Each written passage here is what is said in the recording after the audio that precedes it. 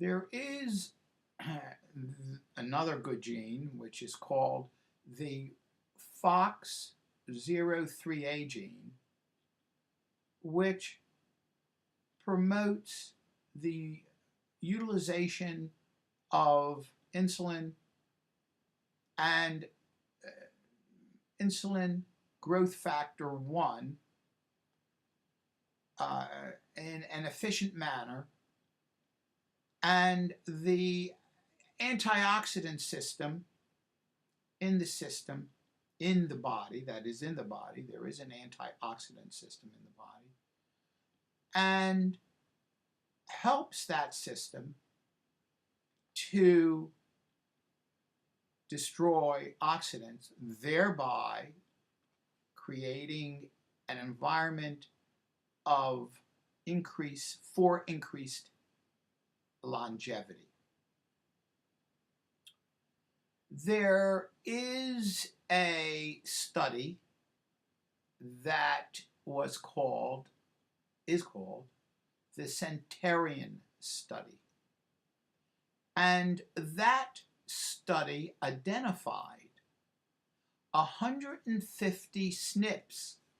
Remember I said single nucleotide polymorphism, which is essentially genetic changes that are good for the body and have and are common to centurions, or individuals that have reached 100 years of age. This was done through that study that utilized the new chip, which is a microarray chip that targeted certain gene sequences. And this is that's what they found. They also found that centenarians that are older than 110 have 4 significant gene clusters that are common to them. Very important, very critical to the project for the development of longevity. The bad genes. There are genes in the body that are associated with decreased longevity, and which means that they are associated with genes that affect the brain, the heart, the endocrine system, such as diabetes, and also cancer, make individuals more susceptible to cancer. One gene that I'm going to refer to is the ApoE gene, which is the E4 variant of it, is responsible for Alzheimer's disease or related to Alzheimer's disease, and also related to heart disease, in that it affects the lipids of the body, or fats of the body, in a very negative way. What is the future of all of this? And I can go on for hours relative to the bad genes, etc., etc. And that wonderful project that came out of identifying 295,000 SNPs which is the single nucleotide polymorphism of the out of the HAP-MAP project.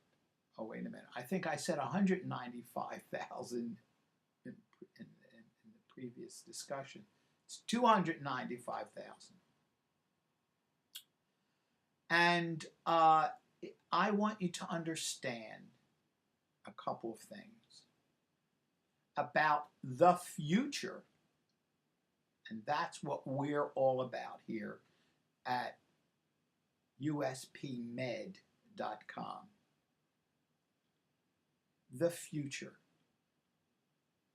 The genes that are involved here, the good genes that are involved here, will trump the bad genes that an individual has. So if an individual has bad genes, that doesn't mean he's going to get all of these diseases that the bad genes represent. Because, be happy about this, people, because the bad genes are trumped by the good genes. They will override the bad genes. Please understand that. So you're not necessarily going to get a disease because you happen to have a marker relative to that. There are a lot of elements involved, and this is what our approach is at USP Med. Please understand that not only the good genes, but understand another dimensional concept that will mean a tremendous amount to the future and mean a tremendous amount to you as an individual who wants to live life in a healthy manner and enjoy all aspects of life. And you should understand that the genes, particularly the good ones, are affected by lifestyle. And what do I mean by lifestyle? It's something that I believed in the 40 or 50 years that I have studied this area and that I have devoted my life to as a physician. Successfully, by the way. And you should understand that a lifestyle that is ideal in mindset, diet, and exercise will help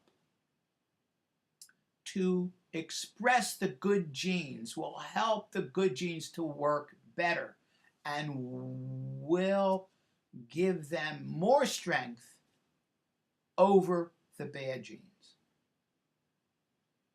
That is important. And that will, in addition, affect longevity. There are other elements to this, and we will discuss this at another time. But these other elements that help longevity are as important.